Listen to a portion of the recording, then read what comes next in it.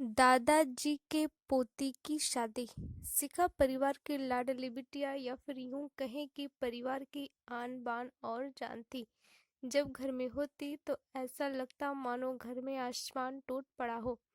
घर में इधर उधर धमाचौकड़ी करना और खूब सारी बातें करना उसके पसंदीदा कामों में से एक था।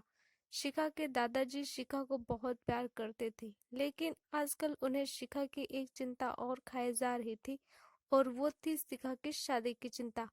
बस दादाजी अब हर परिवार में शिखा का ससुराल ढूंढते, लेकिन शिखा को शादी नाम से ही इतनी चिढ़ थी कि शादी का नाम सुनते ही वह गुस्सा होकर मुंह फुलाकर दूसरे कमरे में बैठ जाती।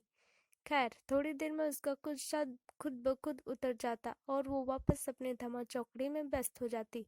काफी खोजबीन के बाद भी शिखा के दादाजी को कोई ऐसा परिवार नजर नहीं आया जहां वे अपनी लाडली बिटिया की शादी कर सके।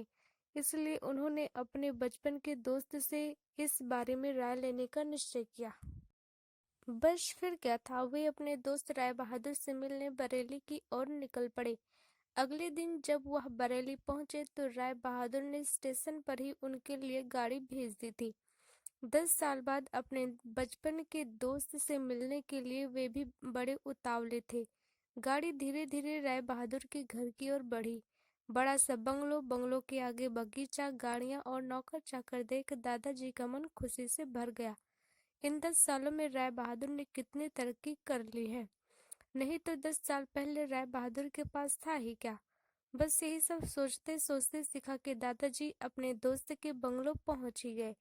गाड़ी की हॉर्न की आवाज के साथ ही राय बहादुर घर के बाहर अपने दोस्त के स्वागत के लिए आ गए थे। अपने दोस्त को गले लगाकर वे दादाजी को अंदर ले गए। घर अंदर से भी काफी शानदार था। अपने दोस्त की संपन्नता को देख शिखा के दादाजी भी फूले नहीं समाये। चाय नाश्ता के बाद राय बहादुर ने उनके खास दोस्त से आने का कोई खास कारण पूछा।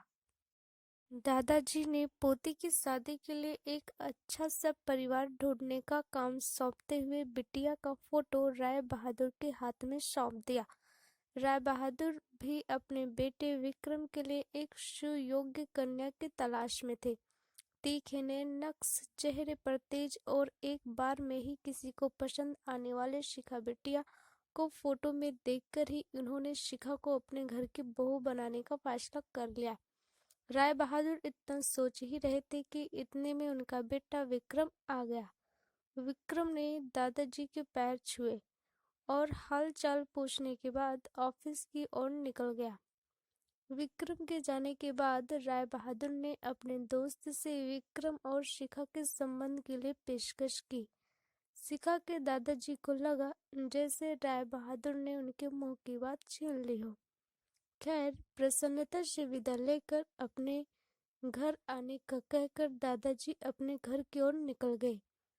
विक्रम को शिखा बहुत पसंद थी, लेकिन विक्रम की माँ विक्रम की शादी अपने से भी बड़े घर में करना चाहती थी।